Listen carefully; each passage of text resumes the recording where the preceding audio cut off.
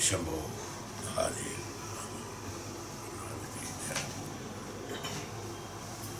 32nd shloka.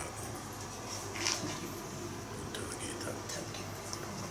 34.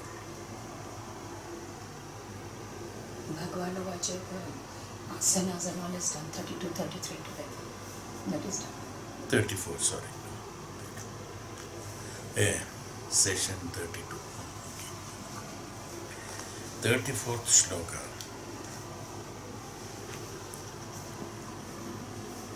Bhagavan further says on meditation, we started on meditation, preparation of meditation. Bhagavan further says, Hridya vicchinnam omkaram gandhanadam visornavat prane nidhirya tatrādha punasamveshayet swaram.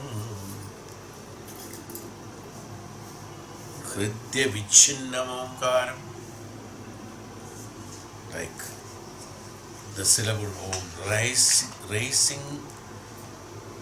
raising the syllable om to the heart by means of pranayama. Gandhanadam should be like a ringing sound which comes in the om. Vicchinnam, like Hridya vicchinnam, it should be Hridaya bhedagam, Hridya vicchinnam, it should explode in the heart. Gandhanadam, Visornavat, pranayam through the, like pranayam means the methodology of chanting is like a pranayam only, because it's long, taking a long deep breath and dividing it and all that. So that's called the pranayama. One should add to it, it's a pranayam, but in the pranayam the vowel om is added. The om is like the continuous pearl of bell, and extending in the thin line like a thread in a lotus stack. The process of actually means is known only in the adepts. We leave it as it is without trying to explain it, raising, except raising. Continuous means the reference is to be to the anahata sound, which is continually rising up from the region of the navel, which yogis only can hear. See that the akara is practically silent, which yogis only can, the ones who are constantly practicing the meditation, they only can hear this, and it is continual. Even though we chant,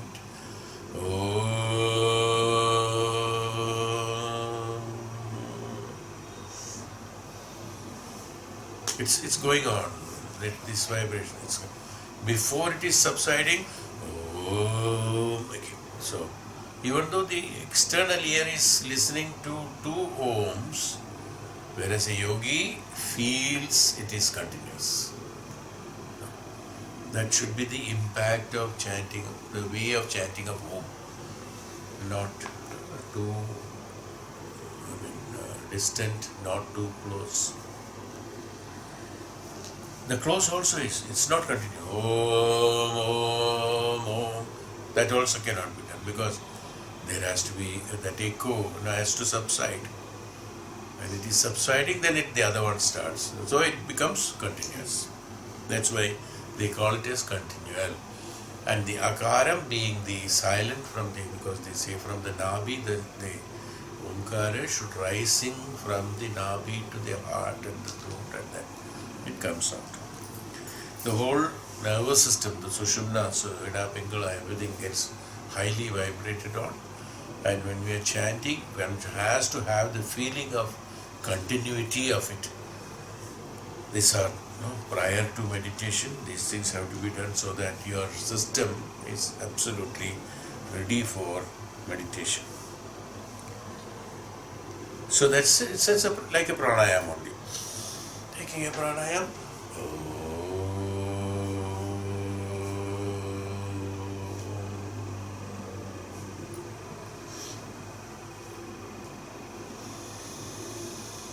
Pranayam.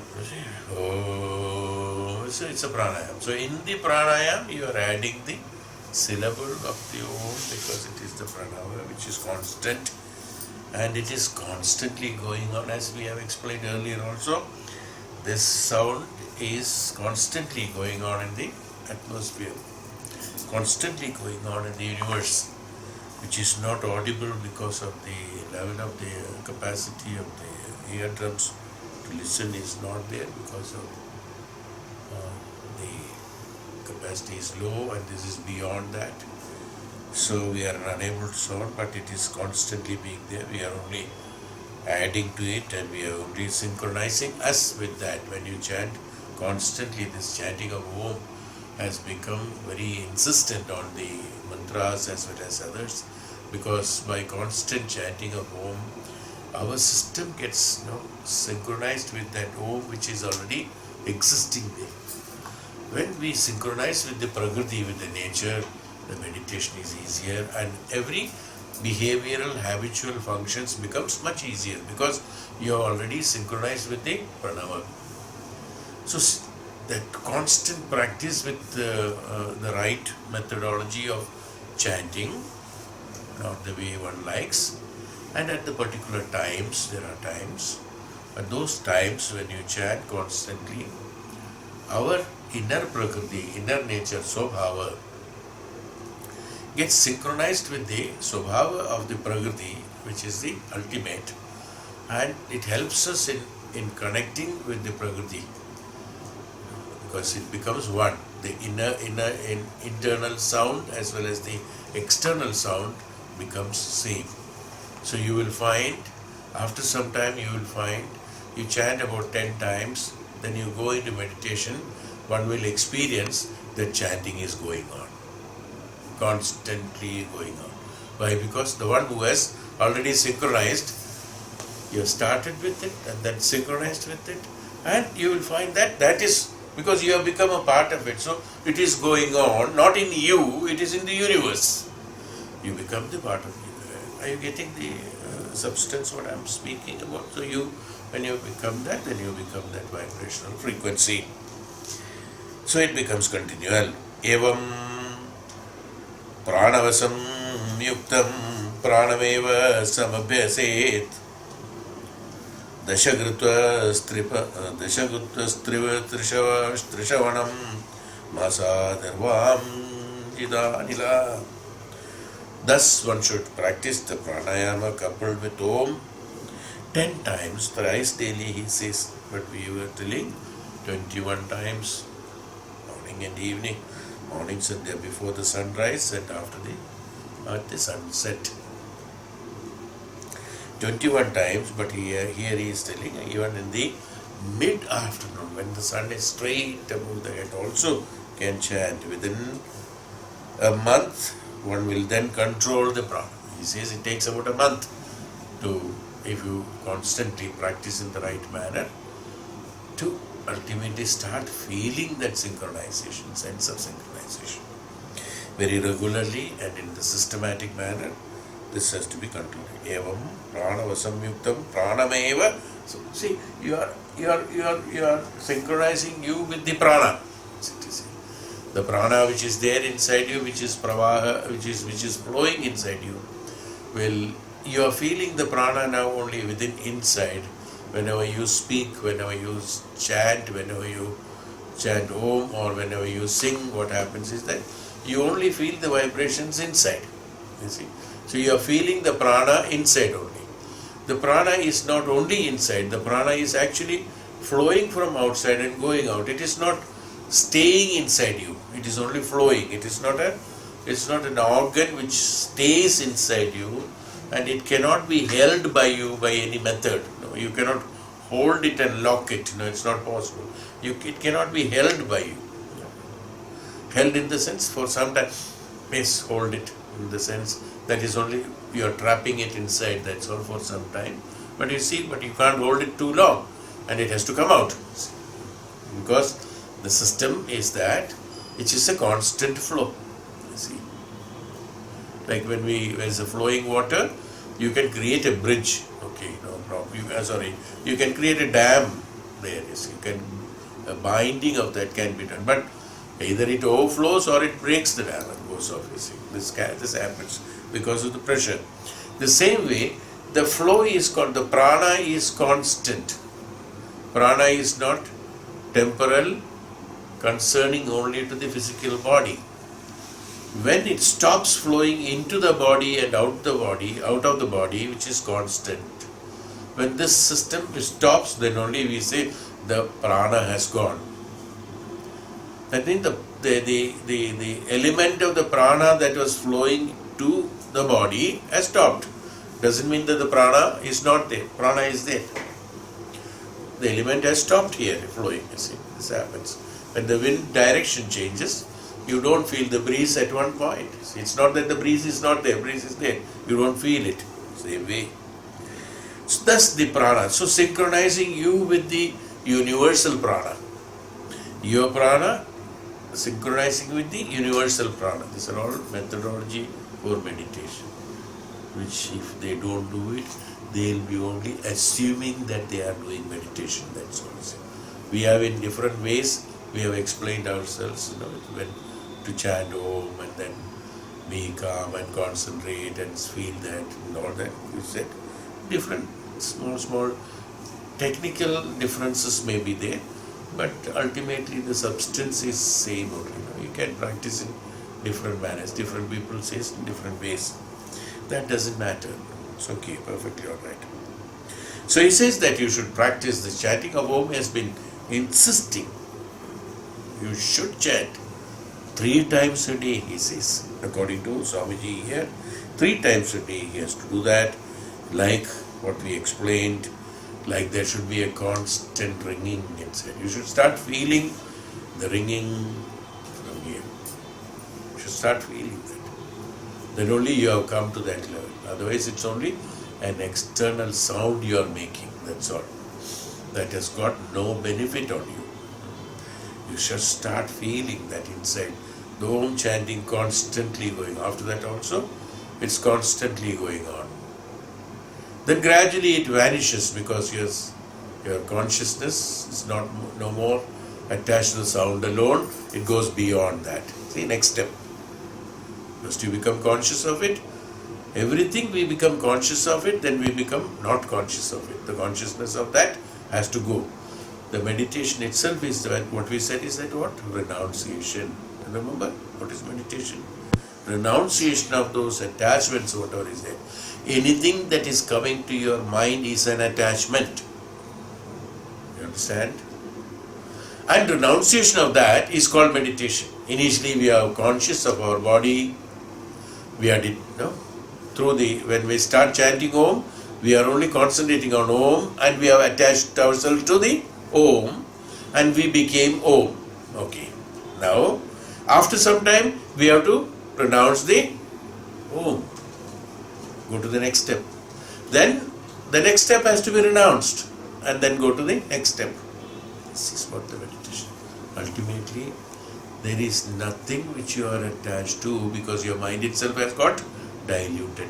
So long the presence of mind you are feeling and consciousness of the mind and the body is there, this will have some attachment or something. When you have some attachment or something in that, what happens? It is not free. You are not liberated from the mind. You are not liberated from the activity of the mind. It's why you are feeling that. So this is the true meditation. That's how DHYANAM. That's why he said DHYANAM should be done only after the Liberation. After liberation. Till then it is liberation that's happening. It's not that DHYANAM that is happening. Even though we think it is DHYANAM. It is liberation that's happening. After liberation only DHYANAM. DHYANAM means constant. DHYANAM is not 1 hour, 2 hours. DHYANAM is that the bodham, the consciousness, the higher consciousness or the consciousness. Bodham means bodha, to be bodhavan, to be conscious, Buddha. See, to be a Buddha. Buddha is not a status only for 1 hour or 2 hours. Constantly being in the meditational status, constantly being bodha. That's correct, bodham. Buddhi is different, bodham is different. Buddhi is intelligent, bodham is consciousness. So don't get mixed up. It may sounds relations, they have no relations. They are totally different. One has got a lot of attachments and what is it? Scrutinizing, analyzing, and discriminating capacity. Another is beyond all those things. Doesn't go into all those complications. So they are totally different, even though sounds to be same, bodham and buddhi. Bodham, to be conscious is called dhyanam. So the real dhyanam starts only after the liberation. So we have to get liberated. So now, but what happens is that a yogi gets bandhana with the certain things, and gradually he gets liberated from that also. So initial part of the meditation or initial part of the dhyana, that's why he constantly meditates, so that he systematically meditates, keep on meditating or things like that. Now what happens is that initially certain attachments, because having a sharira, having a body, having a mind, there will be some impact of that always. So you must have noticed that even in Vedas, in the Vedantas, not in Vedas, in Vedanta and Purana, they have told that when even Lord takes the form of human, when he has got a human sharira, he has to undergo certain disciplines of owning the sharira. So those pains and aches and kashta dukha will be there in him. Certain things are there. You understand? Somebody asked, Bhagwan Ram, being Bhagwan, why did he cry having Sita gone away, abducted? This dukkha, that he experienced the dukkha. It is Ram who is experiencing the dukkha. It is not the Bhagwan Vishnu who is experiencing the dukkha. Having been be a Roman in Rome, something like that. There's a proverb, no? Be a Roman, that's all. Exactly same.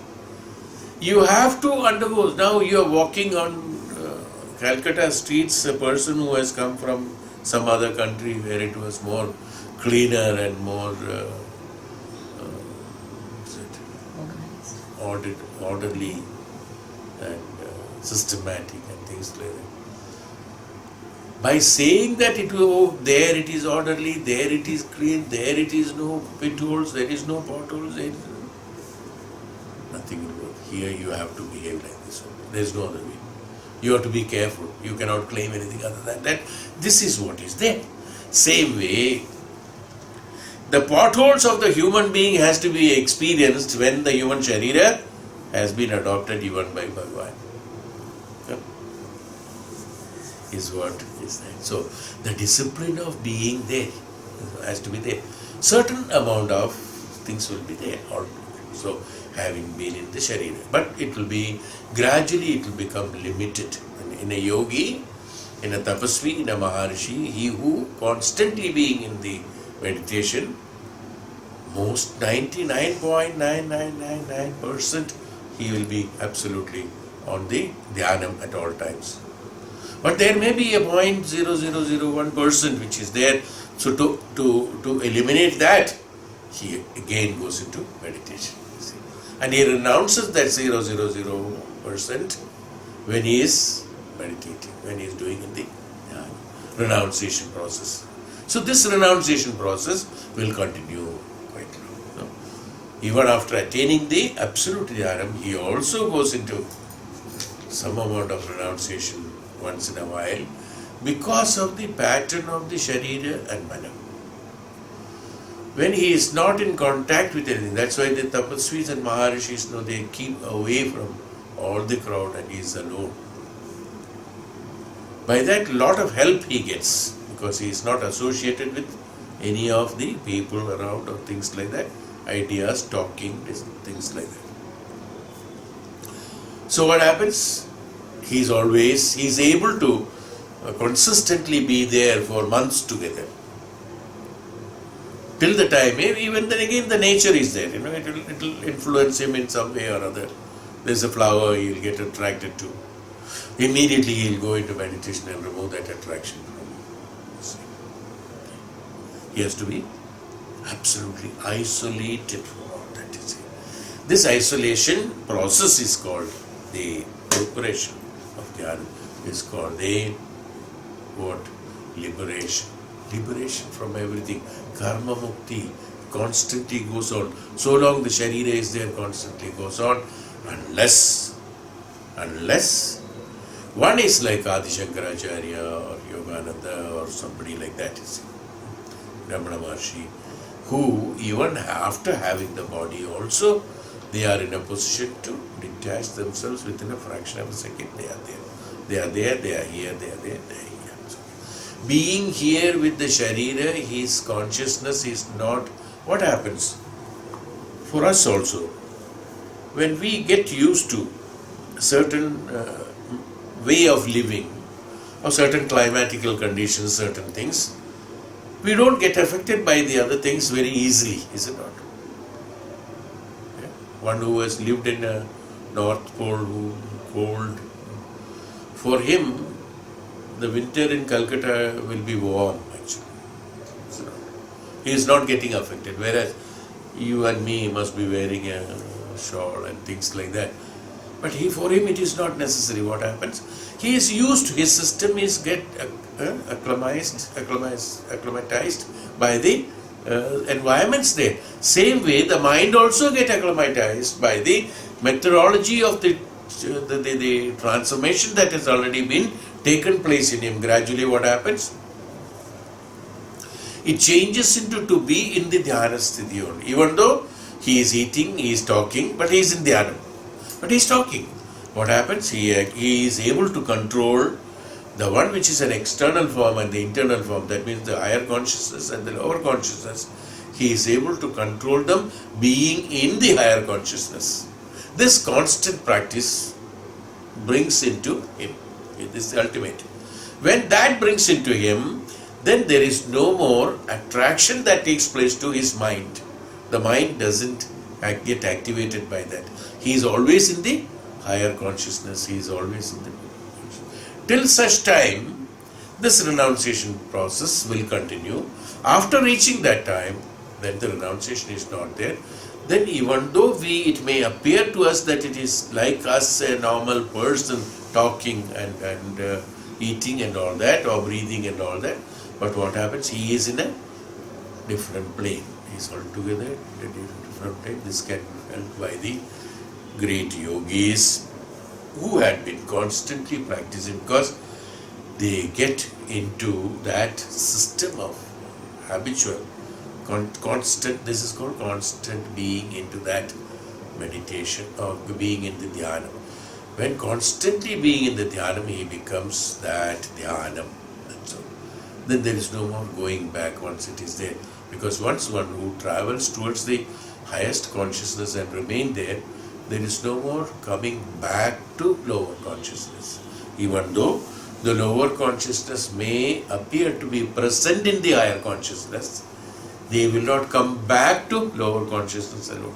Ours, the normal people, are in the lower consciousness. They are not at all in the higher consciousness. You see, the one who goes beyond that and being there, practicing to be there for quite some time, what happens? This has got the parameters of the lower consciousness, because lower and higher consciousness are not different. We have divided into lower consciousness because the ignorance of the highest vibrational frequencies or highest consciousness, the impact of the consciousness or experiences of the highest consciousness is not available in the lower consciousness. So the man who is in the lower consciousness, he cannot experience like what Lord Shiva is experiencing, for example. Whereas Lord Shiva can experience a human feeling. That's possible. Because he is in the higher consciousness. The element of lower consciousness is nothing but a part of the higher consciousness. It's a part of consciousness only. I and you have divided it for the purpose of studies and learning. We have a discrimination created as lower consciousness and higher consciousness.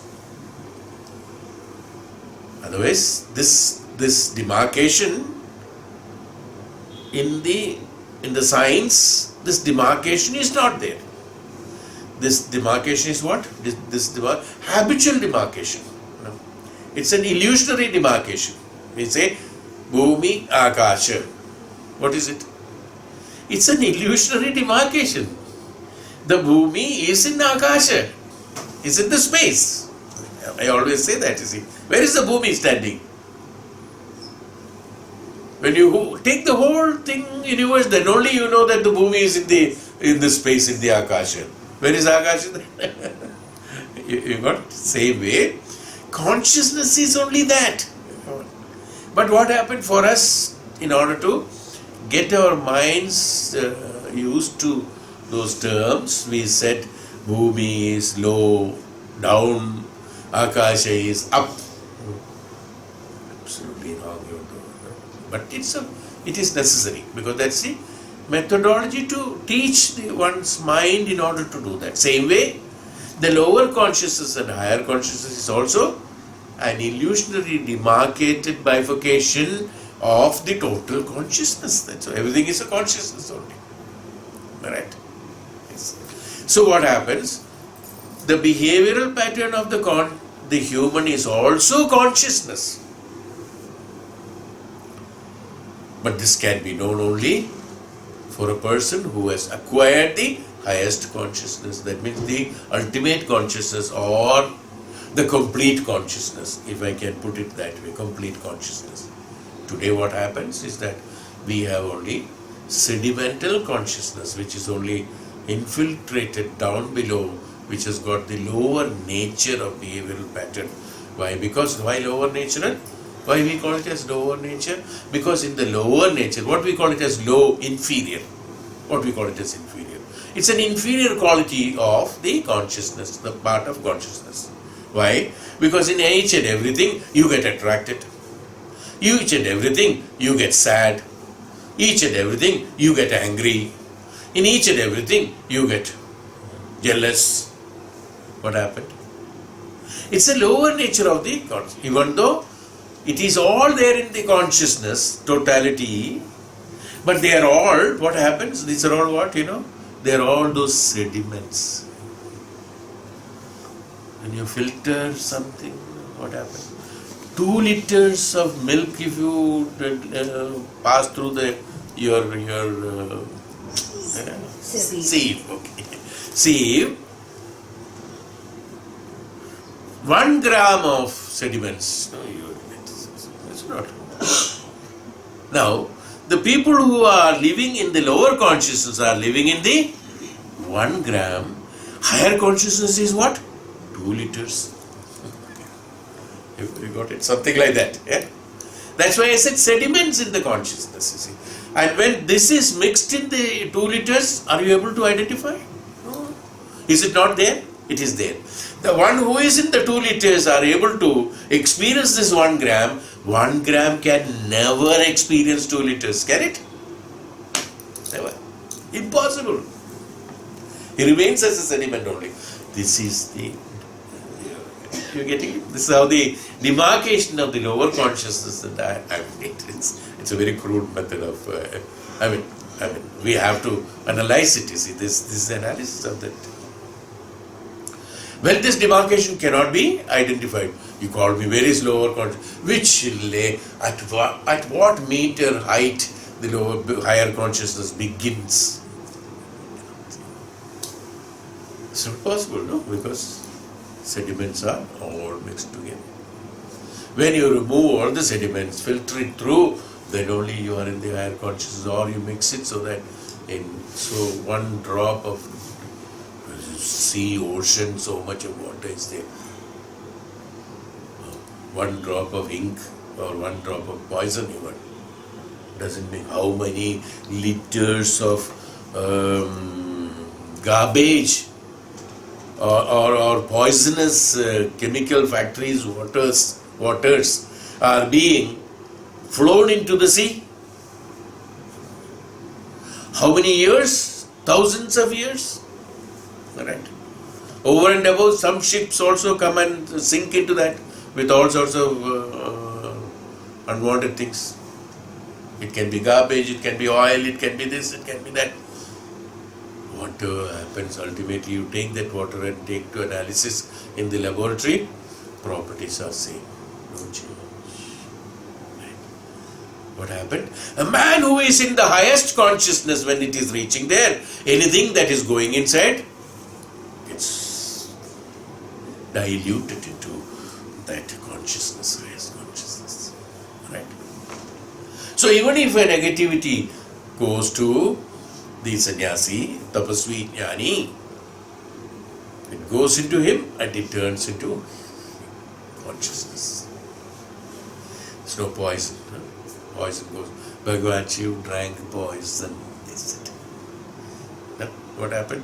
Why it has not affected him if it is poison? We call it as poison. Hala visha. He had to swallow it. What happened? That visha what is that visha? Visha means the poison which can kill the normal human being of the because this is beyond the concentrate is beyond the acceptable limit of the lower consciousness, people of lower consciousness, because they are unable to sustain that, the power, the strength of that. The one who has got the higher consciousness, when he swallows it or when it goes into him, the visha turns out to be energy. That's all. This is called swallowing of visha. Higher consciousness and lower consciousness. You understood the difference between? Don't think that there are demarcations there. Sitting here, I am in higher consciousness. Don't think that if you are sitting on the bhumi, that you don't get higher consciousness, you have to fly on the sky or top of Himalayas. No, that's what I am saying. That's why I am saying all these things. There is no height or measure or where the consciousness begins. Consciousness begins here. That is why the earth is there. This you will understand only when you see the earth suspended in the cosmos, suspended in the space. If you see the earth as the substratum where you are standing and everything is above this, then it will be a problem for us. So you should be able to do this. This is how you understood what I am saying? Yeah. Okay. Now, where am I? What did I say? No. So when you meditate, that's the result of meditation. After the result of after the moment the renunciation takes place, what happens? No, the renunciation is that at any point of time, the moment we go into the dhyanam, we go into this meditation, we go into dhyanam, Om comes, Om vanished. The moment the Om vanished, I am in the higher consciousness. Something else may come, because being in the sedimental, habitual sedimental, acquaintance, something else may travel into me again. Again I go beyond that. Sometimes anger comes, sometimes jealousy comes, sometimes attachment comes, sometimes desire comes. All these things can come. Illusions. They're all illusionary. They're all, as I told you, they're all migraines. They're all grams, 1 gram in 1,000 liters. They're all migraines, they're all anus, they're all very small particles which have to be there. Why these have to be there why it should not be absolutely pure? Why the Prakriti or the highest consciousness should contain, even though it is in minor quantity, why these poisonous things should be there? Another study of this. I said, if you filter so many 1,000 liters of milk, 1 gram of it, that 1 gram, where it comes from, and why that 1 gram should be there, why is it not pure?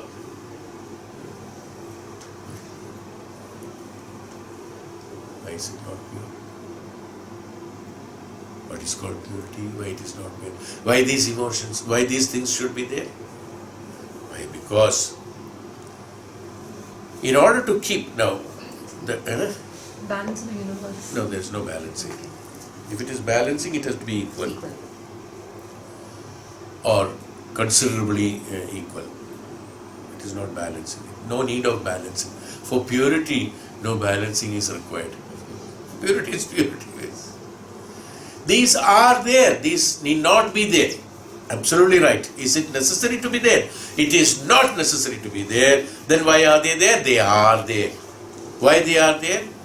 When the creation of projection of the Prakriti came from the Purusha, what happened? How the projection has happened? I have explained it in the Upanishad with Chandogya. When the highest form of the consciousness started contemplating in itself, the functional process of the conventional process of the functioning of the highest consciousness analysis will automatically expand. It's called expansion. It's not projection. It will expand. When it expands to the external sources, what is there, what is in the Prakriti, in the nature or in the Prakriti. And the Prakriti, which is there beyond that consciousness that is coming, projecting from the Purusha, this Prakriti, the field of Prakriti, that means it is creating a Prakriti. It is also, this is called Prakriti, that which is coming out. When it comes out, what happens? When some contemplation is happening and the consciousness is being created, is being formed, not created, being formed, this is at a highest vibrational frequency, is it not? Because there, anything that goes into it, like a high benzene that takes place, it burns off. Anything that goes inside, it burns off. Because the highest form of contemplation takes place there. Nothing can stand in between that, you see. Anything goes there. Other than the absolute consciousness, nothing else can be there in the Purusha. Because the amount of contemplation that is taking place in that. The moment it projects out from him, when it projects out means what? It goes beyond the periphery of the contemplation. Right? When it goes beyond when the highest form of energy goes beyond the periphery of contemplation, then what happens? It creates certain amount of sedimentation. Right? From the purified air, when it goes out, there has to be certain sedimentation, because there contemplation is not taking place. Here constant contemplation is taking place, is why this has been projected out. After having projected out, the contemplation is not happening, but the whole thing is persistent and constant. And when it is persistent and constant, certain crystallizations takes place. Right? In condensation and perseverance there, what happens? Certain crystallization takes place, which are known as these characteristics of the Prakriti, which has got the diversities, we call it. Then the Prakriti, in order to have the Prakriti, then we can say it is balancing. In Prakriti, in order to have, not balancing, again it is not balancing, certain crystallization takes place by its own being there, not being contemplated. And they are appearing, even though they are consciousness, they are certain concentrates which are not activated consciousness. Okay, now see, suppose you take a molecule and activate it, according to science. When you activate it, it has got different characteristics. When this is not activated, it remains as a crystal, or let me call it as a crystal or a condensation. This condensation becomes different from the unit that is existing and becomes an obstacle for smooth passage to the consciousness. Am I right? So these condensations are these characteristics of anger, jealousy. They are also consciousness. Jealousy is also consciousness. When the jealousy is diluted, it becomes consciousness. This is what I have said. When it goes into the tapasvi, this crystallization in these crystals, when it goes to crystallization, goes into a tapasvi who is constantly contemplating on the highest consciousness, the crystal converts, transforms itself into the consciousness only, because it has come from consciousness. No? Keep the milk after boiling, there is a layer of that, what is called malai comes. What is that? What is that? It's milk only. Milk. It has a different form and shape. Milk is different and this is different. Right?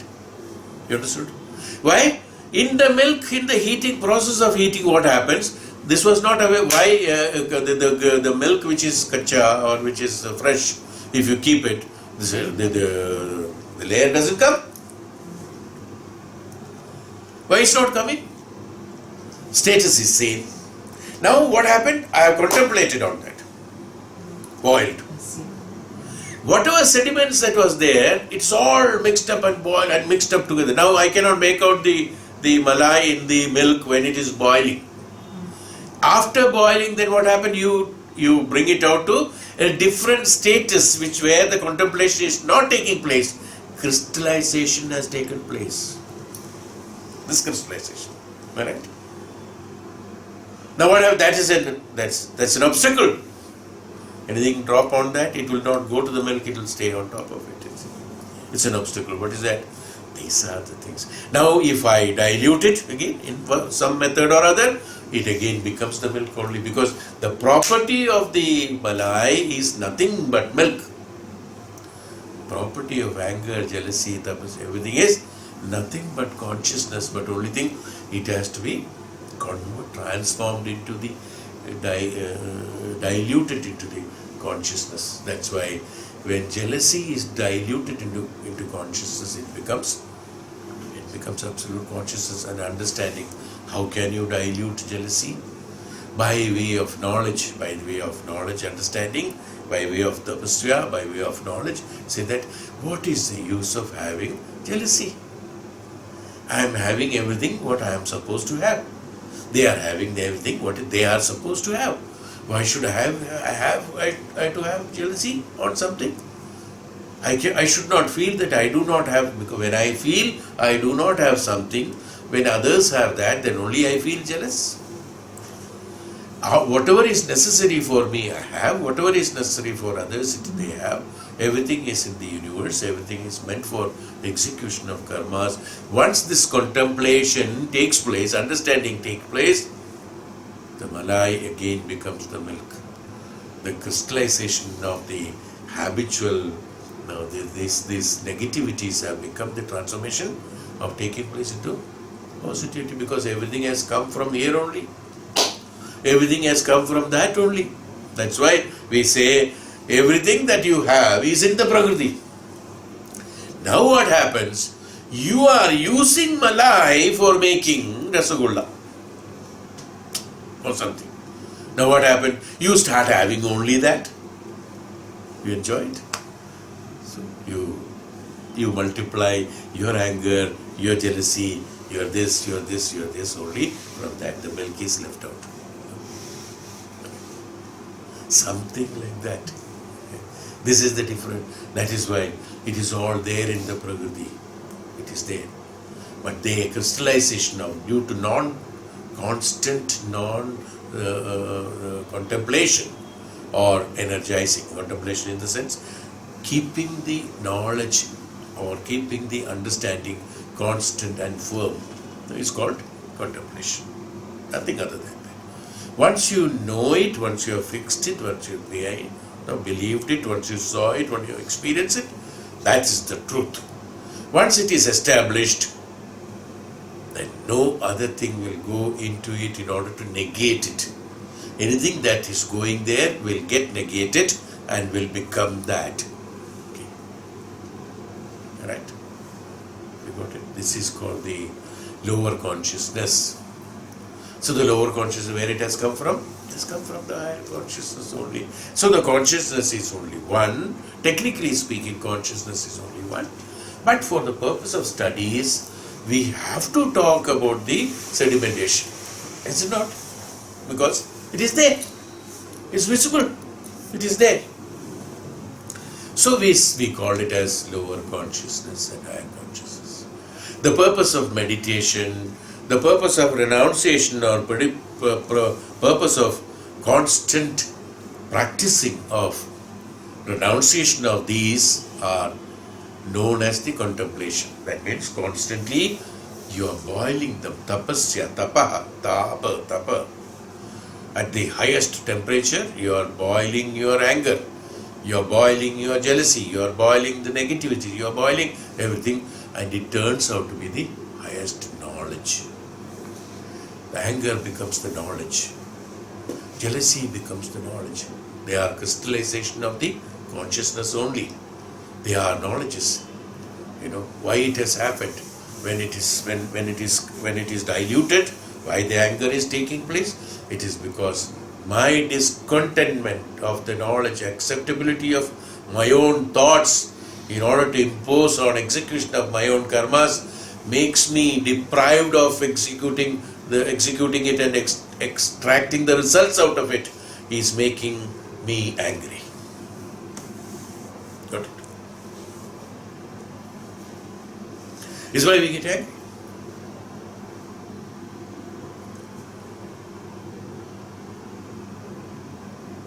I told you earlier also, people who shout, they are not confident themselves. Shouting down others, not confident, because they want to create an external confidence. The one who is a great Shaktishali, the one who is strong, Tapasvi, Shanta Bhav. Anything comes, and what happens? Anything that comes in presence of it gets automatically diluted. That's all. The power, strength is that. The one who has got patience has got the power. Power to be patient. When you have power, then only you can be patient. When you do not have power, you get disturbed, is it not? Shakti is what? Shakti means to contain everything is called Shakti. That's Shakti. Shakti is not the muscle power, what I am talking about. To fight with somebody is not the Shakti. To fight with someone is not Shakti, it is weakness. Right. Shakti is what? To contain everything. Mahatma Gandhi had to undergo a lot of problems, strain, personal, physical. Even they have beaten him up and whatnot.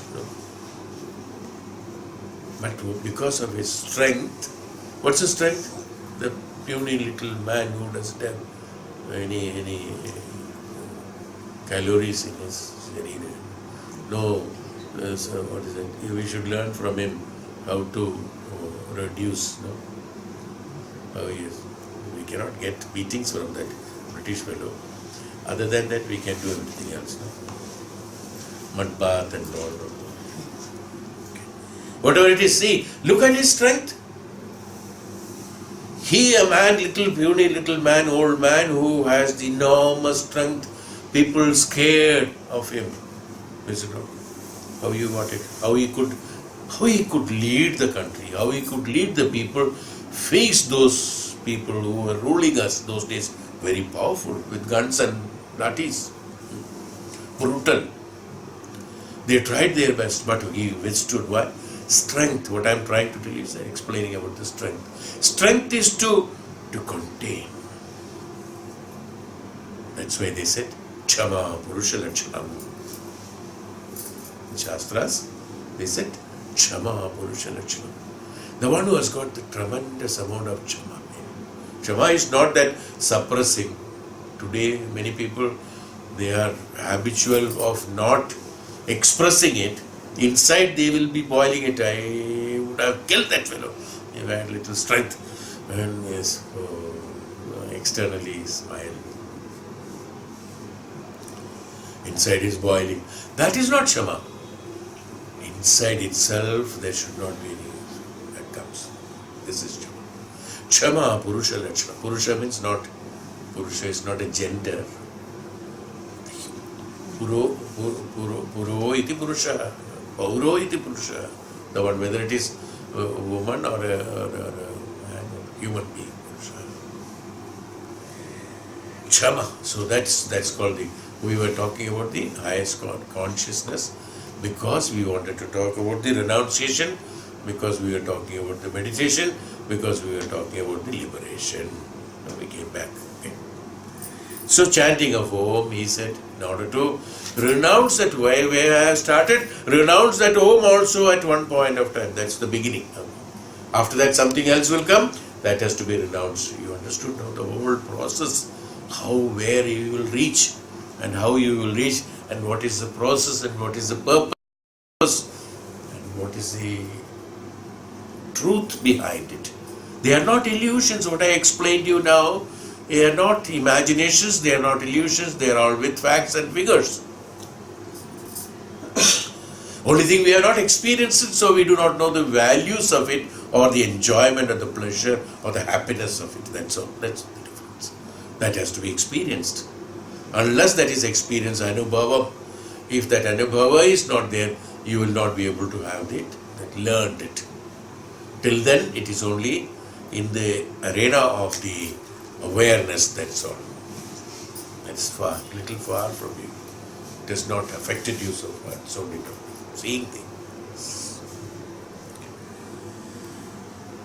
Bhagavan further says in the 36th and 36th shloka. So what we said about the Omkaram should come inside and constant ringing. This is how I started. And we should start feeling the synchronization with the Prakriti, then only that consistency can be felt. Otherwise the consistency cannot be felt. It will be feeling only. I chanted 21 times Om, 108 times Om. We will be only counting that. You keep on counting whole lifetime, that's all. Sadhu, chanting only once. Because it's keeping on, it's never stopped. Only once. You got it? You have to come to that. To come to that. Constant chanting. That's what he is explaining. Okay? Well, in meditation again, constant chanting means again, as I told you, this gets renounced. But it is there. Only thing I am not in it, so I don't feel it, I am not experiencing it, it is not there. In pranava, it is there, but I am not experiencing it because I am incapable of experiencing it. I go beyond that, then incapable of experiencing it. This is what happens when I go to higher consciousness. Okay. Krit pundarigam antarastham urdhvanala majo adho mukham ध्यातोर्ध्वं मुखम उन्नित अष्टपत्रम सगर्णिकम इत पुंडरीकम अंधस्थ ऊर्ध्वनाल अधो मुखम. Here he is explaining, telling us how you feel the meditation happening, how to feel it. Urdhva you feel within the body there is a lotus stem at the bottom and the bud. It's beginning in the beginning it should be a bud. During the process of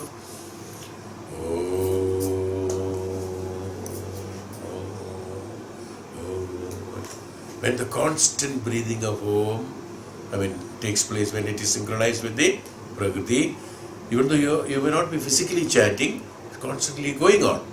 When it is going on, there's a lotus. No? The lotus is the stem at the bottom, straight. Then then from here, the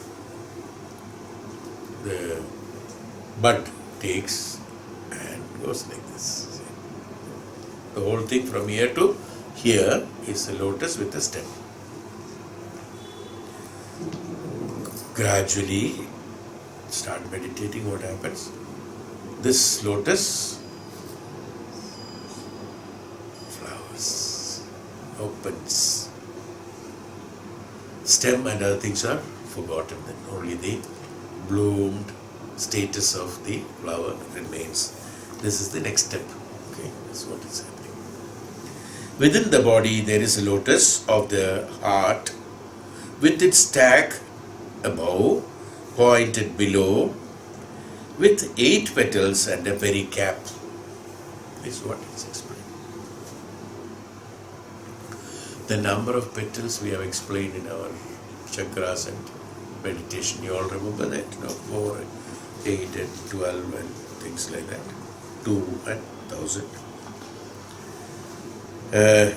Then, so this is the next status of meditation. Now in this what happens? The Sahasra Chakra expands. Gradually you start experiencing that.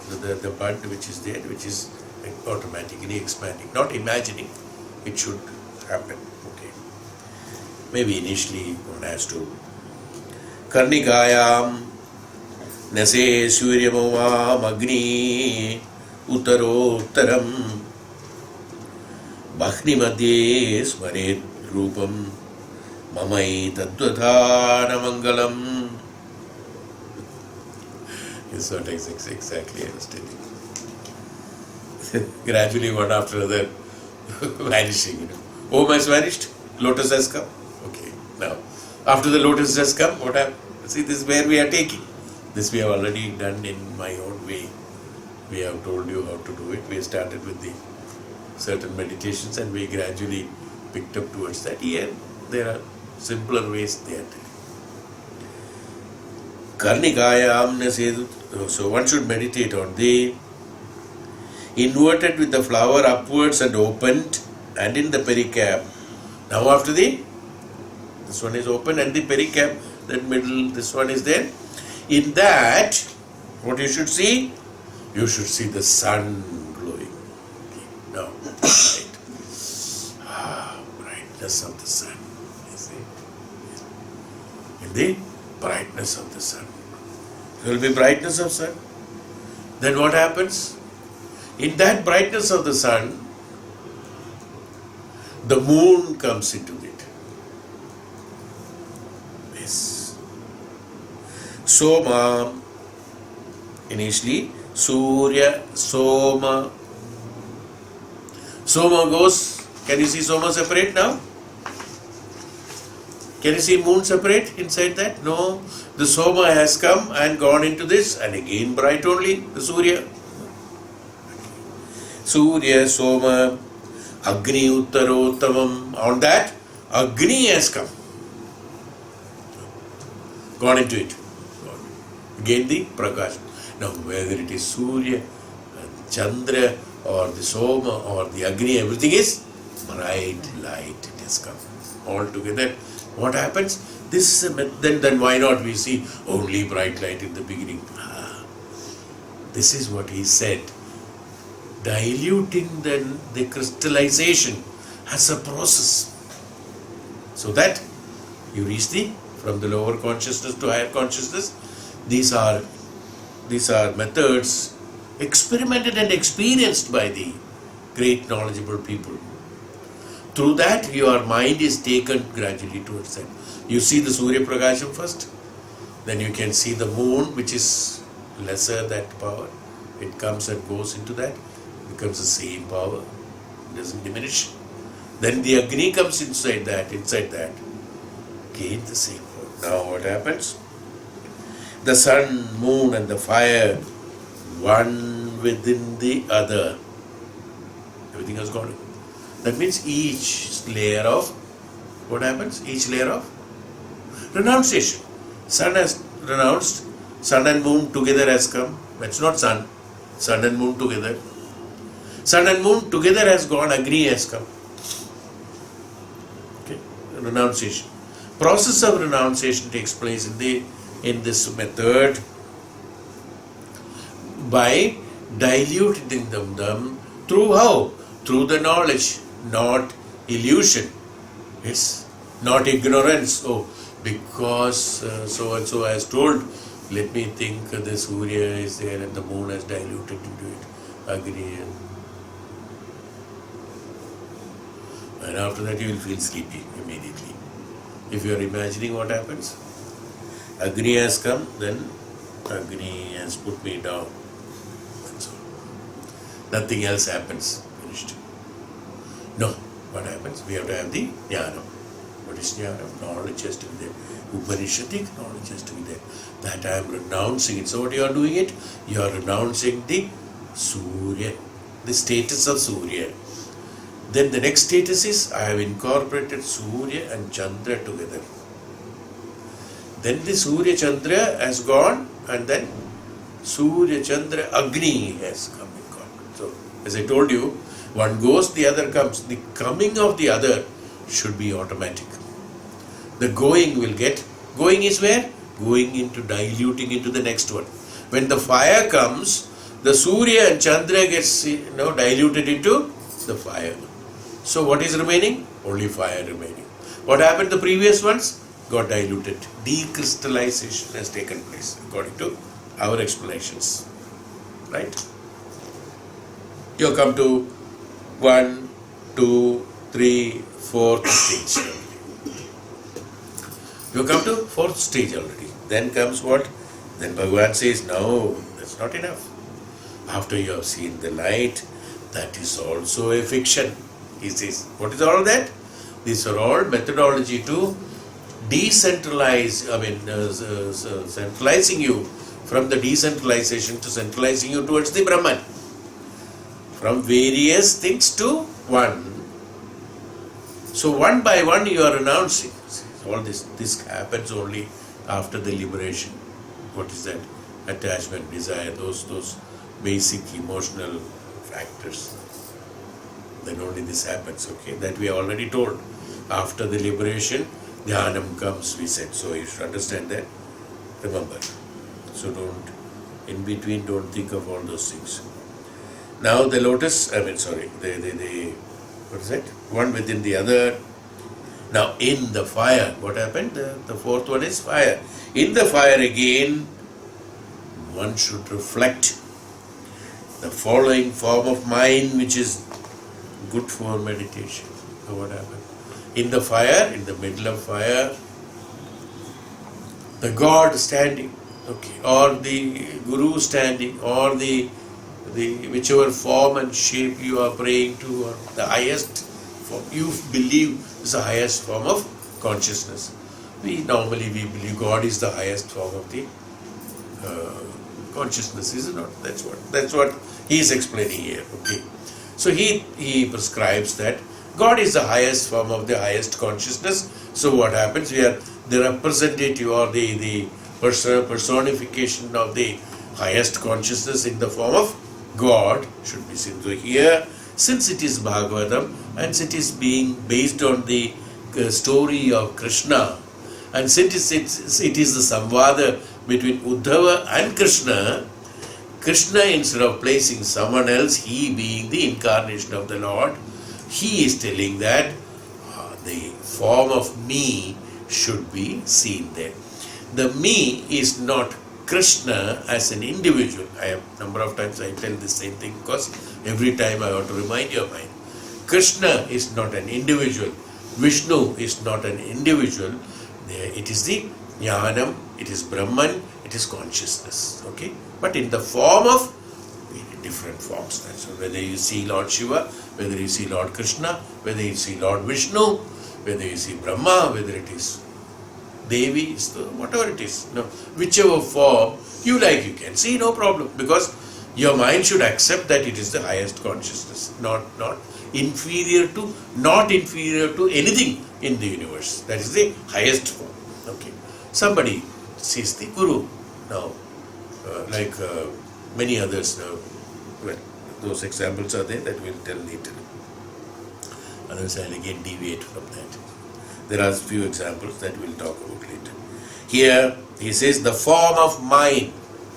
Mind in the sense Bhagavan Krishna says the form of me, which is good for meditation. He says 37 to 42, personal aspect of the Lord for meditation.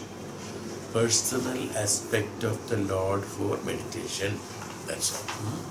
It is only an aspect. See, it's a medium for you to keep your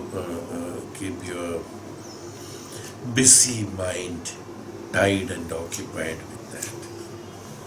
Well, even it goes beyond Krishna, the mind, that Bhagavan doesn't know. Yeah? So, what Bhagavan says now, how do you see me? Not just like that according to your own whims and fancies. Bhagavan Krishna, me means Bhagavan, many people will say, acha hua, chalo. At least some relief. I don't have to see the sun, moon, and Agni, and Om, and nothing. You see, I can see Laddu Gopal, with the butter in the hand, and with the kingini. I can see that. Or one with the flute, the Muralidharan. Or one with the cows. Aye. Everybody has their own forms. No, he says, no. I don't give you that freedom. Bhagavan has given you freedom, but only to some extent. He says, no, not so much of freedom. Here, follow. Who am I? You must follow this. What is that? Why I say all this? So that your mind will pick up the signals. This is the right way. He says, Samam Prashantam Sumukham Dirgacharu Chaturbhujam Suchara Sundara Grivam Sukhapolam Shuchistitam. Beautiful. What happened? Samam Prashantam. Samam Prashantam Sumukham Dirga Charu Chaturbhujam. Dirga Charu Chaturbhujam Sucharu Sundara Grivam Sukhapolam Shuchistitam. You understood most of it. Samam, symmetrical, absolutely samabhavana. Samam is that, samam again, equal to the universe. Saman. The whole sthula bhava of Bhagavan. See, samam. How is that? The huge form. It's not fearful. It is not that, like Arjuna said, hey Bhagavan, I am getting scared of it, come back to the original position. Not that power. Even though it is samam, it is equal to the, equal means what? Equal to what? Equal to the whole universe. Samam. But how is that samam? Not fearful. Prashantam. Absolutely serene. Prashantam. Then of sumukham, of a benign face. No reflexes of pain, kashta, dukkha. No. There are no reflexes of pain, no jealousy, no krodha, no emotions. There are no emotions. What is that? When it is prashantam, how the sumukham, how sumukha comes, the mukham becomes su, means sritu, shreyas. Sumukham, absolute. Looking at the face, you feel absolute the pleasance of it is, that's Sumukha. That's a Sumukha. Because there is no tinge of any of those reflections and emotions coming there. It's only absolute happiness and pleasance and mandahasam. That's why Bhagavan's face is always with the mandahasam, with the smile, light smile. Why? You feel absolutely peaceful. The same reflect that takes place on you. So in that mukha, in the sumukha, no filth, no strain, no stress, no dukkha, no kashta, no tension, no krodham, no expectation, no love, no affection, but what? Absolute happiness. Beyond all this. That's it. That is sumukhada. No. If there is any quality, then it is sagunada will come. It is beyond the nirguna bhav. See, nirguna bhav. In nirguna bhav, there is only one thing can happen. Oh, so nice, so beautiful. It is so nice. I feel so good. That feeling of reflex takes place is called sumukha. With 4 long, beautiful arms, then a dirgha chatura bhujam. Dirgha chatura bhujam. That means bhujas are those which are the parts to execute karmas. In that huge form which is absolute, peaceful, shantam, prashantam and sumukham, there are the extensions from the body of those chaturbhujam. This chaturbhujam, which are the purpose for execution of karmas, dirgha chaturbhujam. Long means what? What is a long? It's not the measurement, it is long, 10 meters. No, it's not that. Long in the sense, anything can be done by that 4 arms. By 4 arms. Number of arms, no, 2 arms, 4 arms. It's not 4, it can be 16, it can be 1,000. What is the number of arms? 4 arms means 4 and multiplicate 4 chaturbhujam means double than 2. That's all. Chaturbhujam with 4 hands, that too long and extensive. Everything in this universe, all the karmas in the universe can be done within a fraction of a second, because long chaturbhuja is available. Chaturbhuja means to all 4 sides. To all 4 sides it is connected. So, in all 4 sides, whatever is there, all the karmas can be executed by the bhujas. That's why bhuja is there. What for the hands are there? To execute karmas? Yes. So, anything that is there in the universe can be done. Now, not seeing the shape, the meaning of that has to be understood. Because as he said, it's not the form of the human that you are seeing. If it is human, it cannot be so huge. It's the representation of the DHYANAM. Yes, that's what you are seeing, Brahman that you are seeing. So the Chaturbhuja, long Chaturbhuja is meant for everything can be attained in that. So because everything can be attained, he has got Chaturbhuja. Everything that is there in the karmic world is within him. Is that what we have to visualize? That means all the karmas are in him. All the shantada is in him, prashantada is in him, all the saumyata is in him, all the samabhavana is in him, all the sumukhata is in him. Pleasantness, the pleasant reflexes are in him. That's the sumukha. Pleasantness. Mukha is what? We say the face is the mirror of the self. We say. Mirror, that reflects. So what is the reflecting? Bhagwan's inside is what? What is reflecting the mukham? Mukham is reflecting that absolute peace, happiness and shantada is called sumukham, the reflection, the mirror of the house. Beautiful, benign face with 4 long, beautiful arms, with a well-formed and beautiful neck, beautiful cheeks and graceful smile. This is Bhagwan's Rupa. He has explained the Rupa like this. Rupa has to be identified by the jnanis. The Rupa has to be identified and related with the principle of the Vedic principle of the Jnanam or Brahman. The graceful smile. The smile is always, it is not an F. I think I have explained about the smile of Bhagavan earlier. The smile is not an effort. We say, smile please for photograph. No, it's an effort to smile. It's not. You can make out from the photograph how strenuous for that person to be smiling. It can be understood from here. It's not an effort. The smile. Mandasmitam.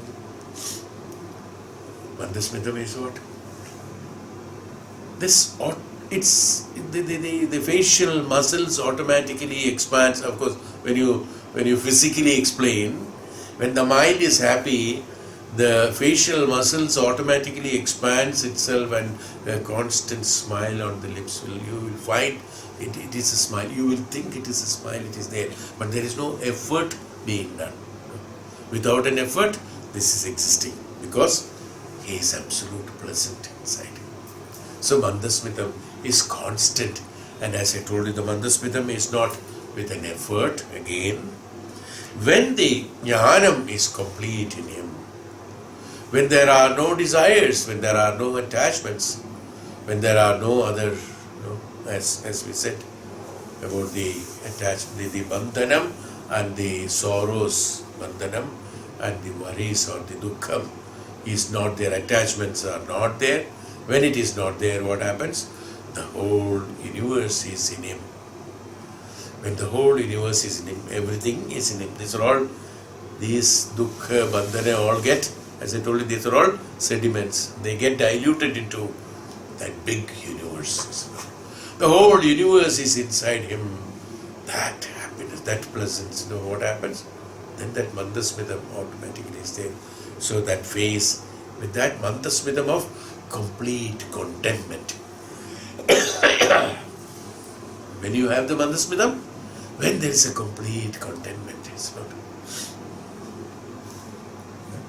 When somebody is sitting and feeling so nice of something, automatically there is a smile you can see. So दो देखने वाला पूछते तो इसको पता नहीं है actually he's smiling actually, no, he has got Mandasmitam. The one who watches him, अरे क्या बात है, अंदर में कुछ हो रहा है, क्या बात है, वो पूछते हैं ना, कैसे पता लगा? On his face, you see. That without he knowing it, he is expressing it, you see. This is Mandasmitam. Because what is the reason? There is a complete contentment of something or other in him. Whereas human beings are concerned, it is partial. Bhagavan is concerned, it's a constant contentment, so there is a constant smile in him. We have smiled only sometime. Samana karna vindyam vinyastam spuran magarakundalam hemambaram dhanashyamam Shri Vatsasnigetanam. Bhagavan's explanation. Magara Kundalam. Magar Mach, what is that? Magar is what? Alligator. Alligator shaped kundalas. What is yes? Kundalam with shining pendants of that, and well matched ears, not that ear is so small, pendulum, no, huge, so huge, beautiful ears, well formed ears, and with the Magara Kundalam in that, very well formed and very well suiting with that, matching with that, not small and big, very well matching with that, with golden cloth, Pitambaram, this Bhagavan's Ambara is Pitambaram, dark complexion like a cloud, Sharira. Because Sharira is invisible. Sharira, what is dark? Not that Bhagavan Krishna is dark. Main kyo kala, Radha kyo gori. वो नहीं है. Not that kala. This kala means what? The complexion, dark complexion in the sense is not, even though we explain like that, but what happens?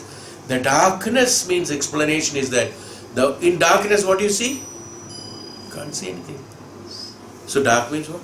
That which cannot be seen. There is no Sharira. Bhagavan, Sharira is not there. It's not Sharira. Bhagavan doesn't have a body. It's not a human being to have a body. Is why it is told as a dark complexioned, like cloud with peculiar marks, with curled hair and peculiar marks and all that, no? Curly hair and curls and things like that, known as Srivatsa and Lakshmi on the chest.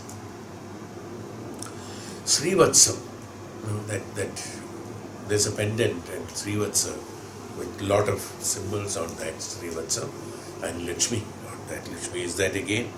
On the chest is that Dhanam. So everything, wealth, health,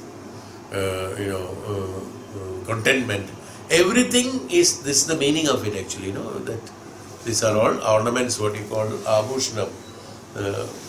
Lakshmi on the chest means it is all Abhushana, the form which is complete, which has got everything in that form, is what we have to understand. So, Shankam Chakragada Padmanamala Vibhushidam Nubrai Stila Satpadam Kaustuma Prayayutam, adorned with the conchal Shankam Chakram Gada Padma Pankajam Mala Vibhushidam, with the garland of wildflowers. Mala Vibhushidam, with the feet adorned with the ringing anklets. Nupurai Vimlas Satyadam, just resplendent and with the gem Kaustuba with the gem. The chest is again Kaustuba with there's a gem, particular called gem, which is shining and all that. Again, they are all explanations of the decoration and what is that? Shringaram. The name itself is Shringaram. The Shringara is meant for the person who is seeing, to get him attracted towards that. Is why Shringara is done. Why Shringara is done? That's why makeup. It's not truth. No, it's not truth. It's makeup, made up makeup. So makeup, that's Shringaram. No? Because it will create Shringara rasam in the other person. He is not seeing it. No? Some others are seeing it. So when you do makeup, you are not seeing it. Somebody else is seeing it, so that they get the Shringaram in it. That's Shringaram. Shringara is that Abhushana. This is called the Abhushanas. All the Abhushanas are done. Shringaram is done for the Shringara of the others. That means the person who is seeing, he gets attracted into that form. Is why the Shringara has been specified as far as the Vishnu is concerned, adorned with this Shringara in him. So, Dhumati Kirida Kadagam Kadisutrangadayutam Sarvanga Sundaram Hridyam Prasadam Sumukhe Chanam. Bhagwan's again, the decked with the shining crown, bracelets, Tumat Kirida Kadaga Katisutranga Dayutam, and the waistband, beautiful everywhere, appealing with the face and eyes beaming with graciousness and exquisitely tender. Sukumaram Avidyayet Sarvageshu Manodadam Indriyani Indriyarebhyo Manasa Agrisha Tanmana Vrdhaya Saradina Dhiraha Pranayen Mai Sarvada. One should meditate on this form, concentrating on the mind, on all features. The man of self-control should withdraw withdraw the organs. Manasa krishyatan manaha. The man of self-control should withdraw the organs from the sense objects. See, with the help of the mind and with the intellect as guide, direct the mind to my whole form. See, this is how beautifully he said. He explained about all this. Magara Kuntalam and the Kaustubam. No, all that has been done. And now what happens? When somebody is meditating, especially women, this diamond is something very special Lord Krishna has got. He both chamakta hai, Kaustubam. He has also explained about Kaustubam. Kaustubam is that. Magara Kuntalam.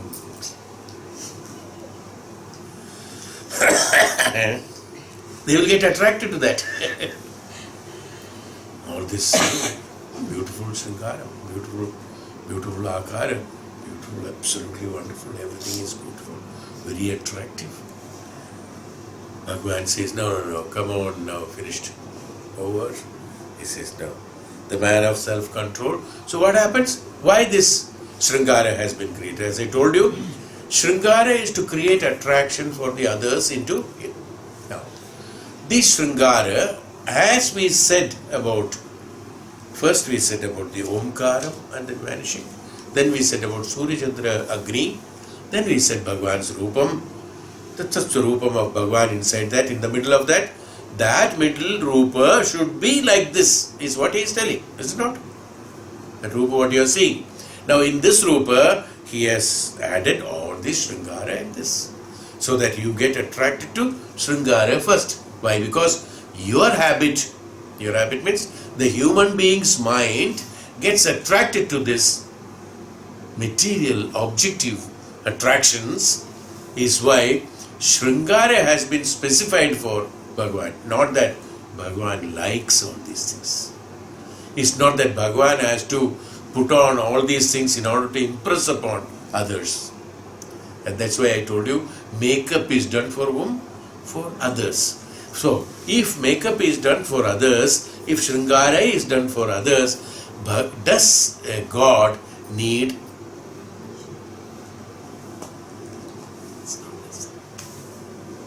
It's not necessary. Then why is it specified? Absolutely a methodology to make the human mind to get attracted to it and identify the objective experience of that. Sagunopasana can be done by this. During the process, next step Bhagavan said, Sakumaram, that's why see, Sakumaram, Amidhyayetyarva Sarvangeshu, Sakumaram Sarvangeshu, all the beautiful angas of the Bhagavan, Sarvangam has been seen for what? Manoidam, for the mind to get attracted, for the Manoidam. But then what you have to do? The great tapasvis, good wise people, Indriyani Indriyarthebhyo, Indriyani Indriyarthebhyo, Indriyas, control of the Indriyas, Indriyarthebhyo, the Indriyas what he gets attracted to, or Artham means that phalam, that the result of that Indriyas functioning. Due to that what? The diamond is good, the Avarana is good, the Adambara is good, the Abhushana is good, the Sringara is good, the face looking beautiful, or the eyes are black, or the body is black, or Pidambara, what a beautiful dress he has got, Pidambara, or what Kingani and Nupuram he has got, and the anklets he has got. This get attractions. These attractions are the Manoidam. For the mind to get concentrated on that form, only it has been done. But the wise people, what they have to do? The Indriya, that which is attracting all this, and Indriyan Arthebhyo, the result of the Indriyas creating this Artham also Manasa Krishyatanmana. Mind as also the function of the mind as well as the Manasa. Buddhata, that means the great wise people. Sarathina Dhiraha. Sarathina Dhiraha. He should be the guiding factor, Sarathi. That such wise people's mind should be the Sarathi of that self. That means to control the self. Sarathi of the self. Who Pranayen Mai Sarvata. Pranayen Mai Sarvata. That the mind, the wise people's mind should be the Sarathi of this Indriyas and Indriyana Artha. Which Indriyan and Indriyana Artha, when it comes to this mind, who is the Sarathi of whom? Prana. Who? Sarathi of what? Pranayen Mai Sarvata. The one who is the Sarathi of the Prana, who is it? He. The one who is the Prana, Sarathi of the Prana, who are the wise people, who gets attracted to this Sringara and Abhushanam, Vibhushanam and all that, will get diluted into this Sarathi, should constantly travel towards that without getting affected by the Indriyas and Indriyartha. They are only for the purpose of concentration, but go towards that which is absolutely Prana. The man of self-control should withdraw the organs and sense objects, that's the attraction, sense objects with the help of mind, that is being driven, and with the intellect as the guide. Hey, don't get attracted into those fictions. They are only glamour, we call it, It's only a glamour. That's all light. Check, check, check. It happens when they switched off, everything becomes dark. Direct the mind to my whole body, is it? Whole body is what? Whole body is not a sthula akaram, which is invisible, which is the Brahman. Direct your mind towards that sthula akaram, not to these attractions. These attractions were explained to make you understand, to make your mind to get attracted to it for a fraction of a second. Anybody, for that matter, suddenly there is a flash. You have a tendency to look at it. You see, that's it. You see, there's a lightning. You have a tendency to, oh my God, lightning there, lightning. Beautiful. Oh, like a tree. You see, it comes. We have a tendency to see that, you see. Shringaram or Abhushanam is meant for making your concentration towards that. See, there's something there. Okay. So when that akara is seen by your mind for some time, you enjoy that, no problem. Have the Kukudam and Kanganam and all that. You enjoy for some time looking at all that. But renounce that. What is that? Again renunciation, the next step. Fifth step of renunciation is Abhushna of Bhagavan. Renounce that. The mind should see the sixth step is that again, see the total akara of me. Total akara of me is that jnanam, that virada jnanam, virada Brahman, virada shantata. Absolute shantata. With all this disturbance of all this, what happens? He created a disturbance to your mind by creating all this, this abhushanam, mahabharana, and this, this vivarana of that, all that. He created a chanchalata in the mind, only to create that chanchala. From the chanchala, suddenly go to stop. Suddenly you go to a stop. Oh, nothing is a fact. See, that transition should be, what happens? Immediately you realize the Brahmakaram.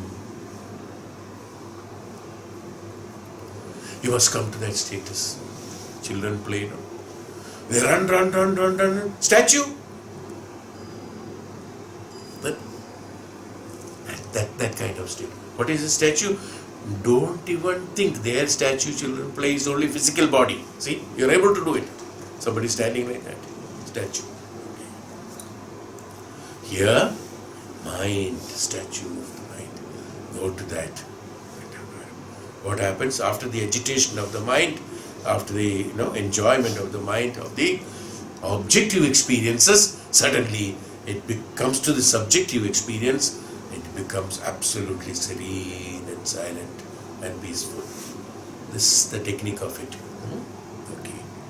So we have done up to, we have completed 42.